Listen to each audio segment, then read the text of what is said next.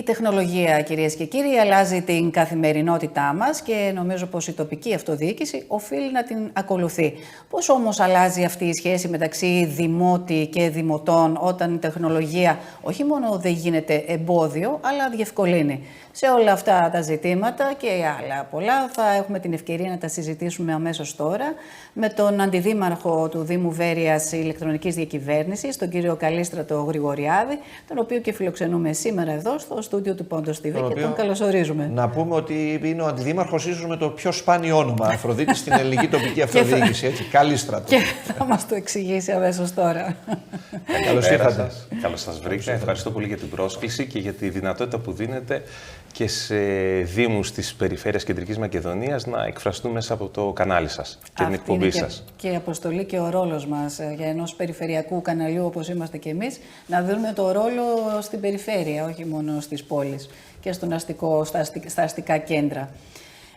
Κύριε Καλίστρατε Γρηγοριάδη, με το έτσι σπάνιο όνομα, το οποίο από ό,τι μας είπατε από τον παππού σας το κληρονομήσατε. Ναι, ποντιακής καταγωγής, ναι. Είναι όντως σπάνιο όνομα. Ναι. Θα θέλετε να μας πείτε τι ακριβώς έχετε κάνει στη Βέρεια, δηλαδή μιλάμε για μια έξυπνη πόλη. Αυτό πώς μεταφράζεται στην καθημερινότητα των δημοτών, πόσο τους έχετε διευκολύνει? Το 2020 ξεκίνησε μια προσπάθεια για να προχωρήσουμε πολύ γρήγορα σε αυτό που λέμε ψηφιακό μετασχηματισμό. Θυμόμαστε πολύ καλά πόσο έντονη ήταν όλη αυτή η αλλαγή στο ψηφιακό κομμάτι λόγω του κορονοϊού. Ναι. Έτσι, ο Δήμαρχος Βέρειας, ο κύριος Βοριαζίδης, έλαβε την πρωτοβουλία να δημιουργήσει μια νέα αντιδημαρχία, την Αντιδημαρχία Ηλεκτρονικής Διακυβέρνησης, Ψηφιακής Πολιτικής και Καινοτομίας, να μου δώσει αυτή την αντιδημαρχία και στη συνέχεια πολύ γρήγορα να ξεκινήσουμε την όλη προσπάθεια του ψηφιακού μετασχηματισμού.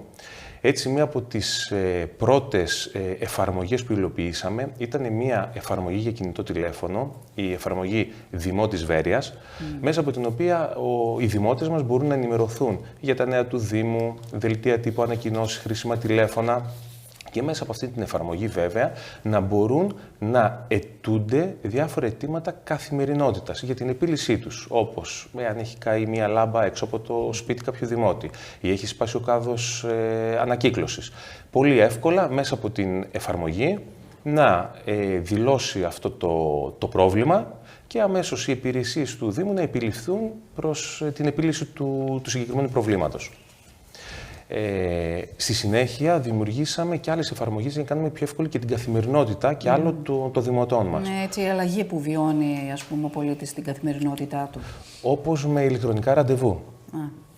Πολύ εύκολα μέσα από μία εφαρμογή να δηλώσει την ημέρα και την ώρα που επιθυμεί να έρθει να εξυπηρετηθεί από τις υπηρεσίες του Δήμου. Είτε στο να κερδίσει κι άλλο χρόνο με ψηφιακά πιστοποιητικά. Να μπει σε μια συγκεκριμένη εφαρμογή, να επιλέξει τη βεβαίωση ή το πιστοποιητικό που θέλει να λάβει από το Δήμο και μέσα σε πολύ λίγη ώρα ο αρμόδιος υπάλληλος να ετοιμάσει το συγκεκριμένο πιστοποιητικό και να το εναποθέσει στη ψηφιακή θηρίδα του Δημότη. Έτσι, πολύ εύκολα να το έχει μετά, να το εκτυπώσει, να το χρησιμοποιήσει όπως αυτός νομίζει. Ναι. Μάλιστα. Μπορώ να ρωτήσω κάτι επ' αυτού, γιατί ακούγεται πολύ ωραίο όλο αυτό, κύριε Αντιδήμαρχε. Ψηφιοποίηση, μπαίνουμε εκεί, αυτό το app, το άλλο app, το παράλληλο app. Πόσοι άνθρωποι άραγε έχουν smartphone για να μπορούν να έχουν αυτό το app και όσοι από αυτούς το έχουν μπορούν να τα χρησιμοποιήσουν αυτά τα εργαλεία? Πόσοι το έχουν αξιοποιήσει? Και ποιες ηλικίες? Φαντάζομαι οι νεότεροι είναι οι πιο εξοικειωμένοι με αυτές τις νέες τεχνολογίες και επειδή είμαστε μια χώρα η οποία δυστυχώς γυράσκει, οι μεγαλύτερες ηλικίες τι κάνουν, τα χρησιμοποιούν αυτά τα εργαλεία? Θα θέλαμε πολύ να μας το διαψεύσετε αυτό, ότι μόνο οι νέοι το χρησιμοποιούν. Έχετε πολύ δίκιο. Και η στόχευση δική μας ήταν και σε αυτό το πλαίσιο.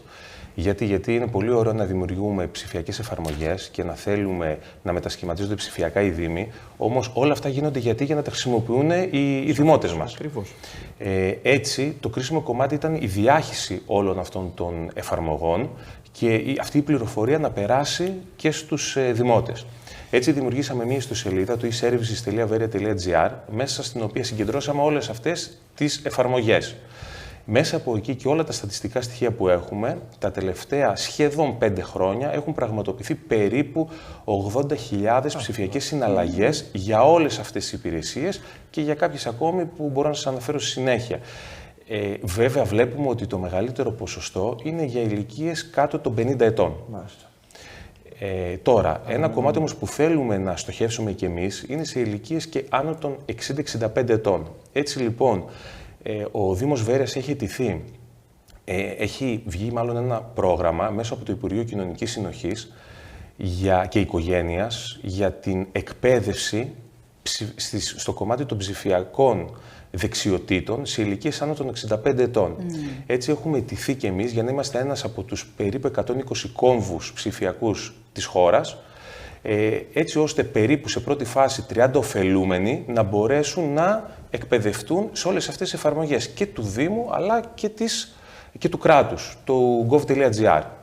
Χρειάζεται υπομονή, χρειάζεται προσπάθεια για να εξοικειωθούν όσο το δυνατόν περισσότεροι και σε μεγαλύτερο εύρος ηλικιακό δημότες μας. Δίνεται λοιπόν έτσι τη δυνατότητα να αξιοποιήσουν και οι πολίτες με περιορισμένη ψηφιακή εξοικείωση, να μπορέσουν να αξιοποιήσουν όλες αυτές τις δυνατότητες που δίνεται ως Δήμος. Φαντάζομαι και για ανθρώπους για άτομα με ειδικές ανάγκες υπάρχουν επίσης εφαρμογές έτσι πιο προσβάσιμες. Ναι, βεβαίως, όπως και η ιστοσελίδα του Δήμου Βέρειας, veria.gr, και γενικότερα όπως και το e-services.veria.gr, όλες οι ιστοσελίδες πρέπει να είναι προσβάσιμες, φιλικές με άτομα με ειδικές ικανότητες. Πόσες και ποιες είναι οι καινοτόμες εφαρμογές που υλοποιήθηκαν ή υλοποιούνται τώρα στο Δήμο Βέρειας, γιατί μας είπατε έχετε και άλλες υπηρεσίες. Εκτός από όλα όσα σας ανέφερα, υπάρχει και μια εφαρμογή για αιτήματα διευθυντών σχολείων. Μια πολύ σημαντική εφαρμογή, όπου τέθηκε σε λειτουργία το 2021 και πλέον όλοι οι διευθυντές των σχολείων του Δήμου Βέρειας αιτούνται μέσα από αυτήν την εφαρμογή. Υπάρχουν συγκεκριμένες κατηγορίες, υποβάλλουν το αίτημά τους μέσα από αυτήν την εφαρμογή, λαμβάνει ο αρμόδιος υπάλληλος της τεχνικής υπηρεσίας τα συγκεκριμένα αιτήματα και τα διαμοιράζει στους υπόλοιπους αρμόδιους υπαλλήλους για να προβούμε στην αποκατάσταση των όποιων προβλημάτων υπάρχουν. Το σημαντικό είναι ότι υπάρχουν στατιστικά στοιχεία και στη συγκεκριμένη εφαρμογή και μπορούμε και μακροπρόθεσμα να κάνουμε ένα καλύτερο συντονισμό και να οργανώσουμε καλύτερα λίγο και να δούμε πού υπάρχουν τα περισσότερα προβλήματα, σε ποια σχολεία υπάρχουν περισσότερα προβλήματα. Οπότε είναι ένα πολύ χρήσιμο εργαλείο για τον Δήμο και βέβαια δίνεται η δυνατότητα στους διευθυντές άμεσα να υποβάλουν το αίτημα που θέλουν. Και επειδή μιλήσαμε για τους ανθρώπους που δεν είναι εξοικειωμένοι με την τεχνολογία, χρειάστηκε να εκπαιδεύσετε τους δημοτικούς υπαλλήλους για να μπορούν να εξοικειωθούν αυτοί οι ίδιοι με τις τεχνολογίες? Ήταν σε πολύ μεγάλο βαθμό εξοικειωμένοι, όμως ναι, για κάθε εφαρμογή που υλοποιούμε γίνεται και η απαιτούμενη εκπαίδευση, γιατί πρέπει πρωτίστως να γνωρίζουμε και εμείς οι ίδιοι, και οι υπηρεσιακοί και οι αιρετοί, πώς μπορούμε να χρησιμοποιήσουμε στο μέγιστο όλες αυτές τις εφαρμογές για καλό των δημοτών και βέβαια και είναι αυτό που λέμε ότι χωρίζουμε και τις εφαρμογές για το εσωτερικό περιβάλλον του Δήμου και για το εξωτερικό περιβάλλον του Δήμου. Όλες αυτές οι εφαρμογές αφορούν το εξωτερικό περιβάλλον, τους δημότες. Το εσωτερικό, που είναι πολύ σημαντικό και αφορά τις υπηρεσίες του Δήμου, εκεί ήμασταν από τους πρώτους Δήμους που εισαγάγαμε την Ήριδα. Είναι ένα πρόγραμμα του Υπουργείου Εσωτερικών, πολύ σωστά, για την ηλεκτρονική διακίνηση των εγγράφων. Οπότε δεν υπάρχουν οι φάκελοι από γραφείο σε γραφείο, αλλά όλες οι διαδικασίες γίνονται μεταξύ των υπαλλήλων ηλεκτρονικά. Αντιλαμβανόμαστε ότι έχει μειωθεί η γραφειοκρατία πάρα πολύ, έτσι. Έχει μειωθεί αρκετά, βεβαίως. Ναι. Σε πόσο χρόνο εξυπηρετούνται τα αιτήματα άμεσα? Δηλαδή δεν γίνεται φυσικά διακίνηση φακέλων από γραφείο σε γραφείο, αλλά υπάρχει και μια διαδικασία μέχρι για την υλοποίηση του αιτήματος. Συνήθως πόσος χρόνος απαιτείται? Εξαρτάται το αίτημα. Υπάρχουν αιτήματα που μπορούν να υλοποιηθούν μέσα σε 1 ή 2 μέρες, υπάρχουν αιτήματα όμως που χρειάζονται χρόνο.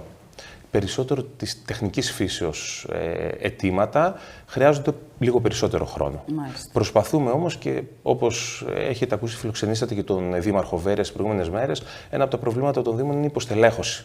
Οπότε με βάση και τις δυνατότητες που υπάρχουν σε κάθε Δήμο, προσπαθούν όλοι οι Δήμοι να ανταποκριθούν πολύ γρήγορα ή όσο το δυνατόν γρηγορότερα μπορούν με βάση τις συνθήκες που επικρατούν. Στα αιτήματα των πολιτών. Των πολιτών, ναι, βεβαίως.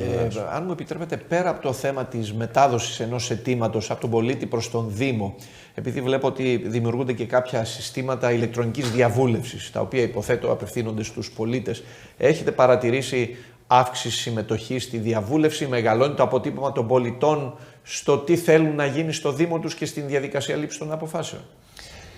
Σε αυτό το κομμάτι είναι μία από τις δράσεις που έχουμε επιλέξει για τον ψηφιακό μετασχηματισμό μέσω του χρηματοδοτικού προγράμματος Έξυπνες Πόλεις. Πριν 2 εβδομάδες ο Δήμος Βέρειας έλαβε έγκριση για το ποσό του 1.600.000 ευρώ. Τεράστιο ποσό, μάλιστα. Υπέγραψε τη συγκεκριμένη ένταξη ο Υπουργός Ψηφιακής Διακυβέρνησης, ο κύριος Δημήτρης Παπαστεργίου, και μέσα εκεί έχουμε επιλέξει 19 δράσεις. Μάλιστα. Μία από αυτές είναι και το κομμάτι της συμμετοχής των δημοτών με μια πλατφόρμα ψηφιακή, όπου μέσα εκεί θα μπορούν να τίθονται και μίνι δημοψηφίσματα. Μάλιστα, μάλιστα. Τώρα μπορώ να σας αναφέρω και ενδεικτικά και κάποιες άλλες δράσεις μέσα από αυτό το πρόγραμμα το χρηματοδοτικό. Είναι έξυπνη κάδη απορριμμάτων, έξυπνο σύστημα στάθμευσης, έξυπνες διαβάσεις, φιλικές και προς ΑΜΕΑ. Μετά κάποιες άλλες πλατφόρμες που θα βελτιστοποιήσουν και τις υπηρεσίες του Δήμου εσωτερικά, όπως η καλύτερη παρακολούθηση του τεχνικού προγράμματος του Δήμου και γενικότερα να γίνονται ψηφιακά και οι διαδικασίες του Δημοτικού Συμβουλίου με μια πλατφόρμα που αφορά το Δημοτικό Συμβούλιο. Έχουμε άλλες πλατφόρμες για το κομμάτι των λαϊκών αγορών, για την εγγραφή στους παιδικούς σταθμούς του Δήμου από τους γονείς και όλο αυτό το κομμάτι το διαδικαστικό και άλλες ακόμη κάποιες έτσι ψηφιακές εφαρμογές που παράλληλα και αναβαθμίζουν και καλυτερεύουν την καθημερινότητα του Δημότη και παράλληλα βελτιστοποιούν και τις υπηρεσίες του Δήμου. Και εκτός αυτού ενισχύουν και τη διαφάνεια στις αποφάσεις του Δήμου, αντιλαμβάνομαι, γιατί αξιοποιείται η τεχνολογία για το θέμα αυτό, κύριε Γρηγοριάδη. Και σε αυτό το κομμάτι, στο κομμάτι της διαφάνειας και της δημοκρατίας, το 2021 ξεκινήσαμε για να μεταδίδονται ζωντανές συνεδριάσεις του Δημοτικού Συμβουλίου μέσω του καναλιού του Δήμου Βέρειας στο YouTube.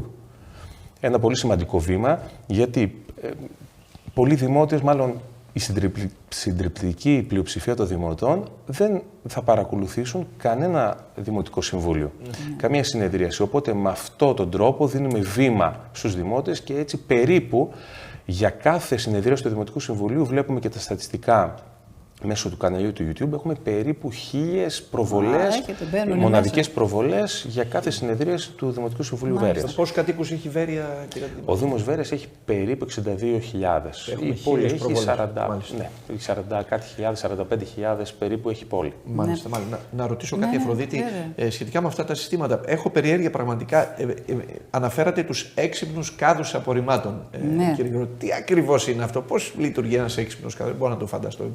Υπάρχουν αισθητήρες που τοποθετούνται σε κάποιους κάδους απορριμμάτων και έτσι εμείς μπορούμε να βλέπουμε εάν έχουν γεμίσει ή σε τι ποσοστό έχουν γεμίσει. Οπότε φανταστείτε ότι χωριά τα οποία είναι απομακρυσμένα από το κέντρο και μπορεί ένα απορριμματοφόρο να θέλει πολλή ώρα για να μεταβεί εκεί και άρα φανταστείτε ότι μπορεί για να μεταβεί σε κάποια τέτοια χωριά να θέλει το 8ωρο του υπαλλήλου να δαπανηθεί εκεί και το απορριμματοφόρο να βρίσκεται εκεί, εμείς νωρίτερα θα ξέρουμε σε τι βαθμό υπάρχει πληρότητα.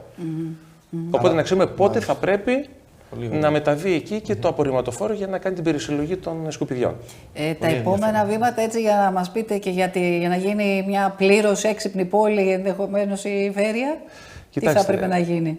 Θέλουμε να ξεκινήσουν οι διαγωνιστικές διαδικασίες για όλο αυτό το χρηματοδοτικό πρόγραμμα, να ξεκινήσει γρήγορα η υλοποίηση, γιατί στην ουσία θα έρθουν όλες αυτές οι δράσεις να κουμπώσουν μαζί με όλες τις εφαρμογές που έχουμε υλοποιήσει ήδη και έτσι σε λίγα χρόνια να πούμε ότι η Βέρεια πραγματικά είναι μια έξυπνη πόλη. Κάτι και πάλι σχετικά με αυτό, μιας και όταν ενισχύεται η ψηφιακή διαχείριση συστημάτων κτλ., λογικό είναι να αυξηθεί και η τροτότητα, η ευαλωτότητα αυτών των συστημάτων, κύριε Αντιδήμαρχε, έτσι δεν είναι? Επομένως, εδώ εσείς θα προσλάβετε νέο προσωπικό, το οποίο είναι ειδικοί σε αυτά τα συστήματα, να μπορούν να τα διαχειρίζονται. Πώς σκέπτεστε να διαχειριστείτε το θέμα της ασφάλειας? Εταιρείες είναι το που τα διαχειρίζουν. Ή είναι ιδιωτικές εταιρείες. Και επίσης αυτά τα συστήματα που χρησιμοποιούνται, ας πούμε, αναφέρατε τους κάδους, είναι κυρίως συστήματα τα οποία παράγονται στο εξωτερικό, ή έχουμε και εγχώρια παραγωγή και τα παίρνει ο Δήμος από ελληνικές εταιρείες? Συνεργαζόμαστε με ελληνικές εταιρείες. Τώρα, η τροτότητα, ναι, ειδικά στο κομμάτι της κυβερνοασφάλειας, όπως λέμε, και της ασφάλειας όλων αυτών των συστημάτων, εμείς κάνουμε όλα αυτά που πρέπει, ώστε σε ένα πολύ μεγάλο ποσοστό να μην υπάρχει κίνδυνος σε αυτό το κομμάτι. Ήδη υπάρχει και η νομοθεσία NIS 2 στο κομμάτι της κυβερνοασφάλειας, όπου εκεί και οι Δήμοι υποχρεούμαστε να υλοποιήσουμε μία μελέτη, ώστε να είμαστε πιο ασφαλείς σε κυβερνοεπιθέσεις. Το επόμενο διάστημα είναι να υπάρξει και μία χρηματοδότηση από το Υπουργείο Ψηφιακής Διακυβέρνησης προς τους Δήμους, για να καλύψουν και ένα μέρος αυτού του ποσού στο κομμάτι της κυβερνοασφάλειας. Οπότε εμείς προχωράμε για να είμαστε πιο ασφαλείς και ο Δήμος Βέρειας να είναι πιο ασφαλής για όλες αυτές τις εφαρμογές. Και έτσι, για να ολοκληρώσουμε και σιγά σιγά, κύριε Γρηγοριάδη, το όραμά σας για τα επόμενα χρόνια και μέχρι να έρθουν οι εκλογές, ποιο είναι? Δηλαδή, πώς θα μπορούσε να ψηφιοποιηθεί ακόμη περισσότερο, ή αν έχετε επίσης κάποιες άλλες εφαρμογές και υπηρεσίες, τις οποίες θα τις βάλετε μέσα στο πρόγραμμά σας? Και επίσης, Αφροδίτη, ο κύριος Γρηγοριάδης είναι και ένας νέος αυτοδιοικητικός ηλικία. Τι σημαίνει για έναν νέο άνθρωπο να εμπλέκεται στα αυτοδιοικητικά στην Βέρεια? Όπως είπα και πριν, στόχος είναι μέχρι το 2028 να έχουν υλοποιηθεί όλες οι δράσεις του ψηφιακού μετασχηματισμού. Στη συνέχεια, μακάρι και ο Δήμος να έχει πόρους, να έχει χρήματα, για να μπορέσουμε να υλοποιήσουμε και άλλες ψηφιακές εφαρμογές, γιατί είναι πολύ σημαντικό αυτό. Δεν θα σταματήσετε αυτό? Δεν θα σταματήσουμε, όχι. Πάντως, ένα πολύ μεγάλο μέρος θα υλοποιηθεί μέσα από το συγκεκριμένο χρηματοδοτικό πρόγραμμα. Τώρα, ναι, όντως είμαι 38 ετών. Πρώτη φορά εκλέχθηκα το 2019. Είμαι αντιδήμαρχος στο συγκεκριμένο κομμάτι από το 2020. Έχετε κάποια τεχνική εξειδίκευση, κύριε Γρηγοριάδη? Είστε κομπιουτεράς, ας πούμε? Όχι, δεν έχετε σχέση. Έχω σπουδάσει πολιτικές επιστήμες, ήμουν στο κομμάτι όμως του digital marketing και των social media. Οπότε το αγαπάω και αυτό το αντικείμενο και γενικότερα την προσφορά στα κοινά. Είναι δύσκολο. Όμως, αν κάτι το αγαπάς πραγματικά, το κάνεις και με κέφι, και κάθε πρωί που ξυπνάς θέλεις να βάζεις ένα λιθαράκι σε όλη αυτή την προσπάθεια για να βελτιώνεις τον Δήμο σου και την καθημερινότητα των δημοτών.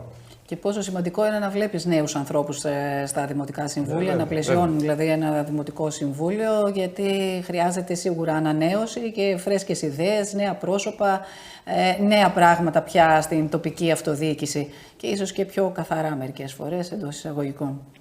Εμείς θα σας ευχαριστήσουμε πάρα πολύ που ήσασταν κοντά μας. Μας κάνατε και την τιμή, ήρθατε από τη Βέρεια και παρά τον πολύ άσχημο καιρό, τις αντίξωες καιρικές συνθήκες. Σας ευχαριστούμε πολύ και πάντα δίνουμε, όπως είπαμε, και βήμα εδώ σε νέους ανθρώπους, αλλά και στην αυτοδιοίκηση, στην περιφερειακή αυτοδιοίκηση, να θέτει έτσι τις βάσεις για έναν υγιή και σωστό διάλογο μαζί μας. Σας ευχαριστώ πολύ. Και εμείς σας ευχαριστούμε. Να είστε καλά.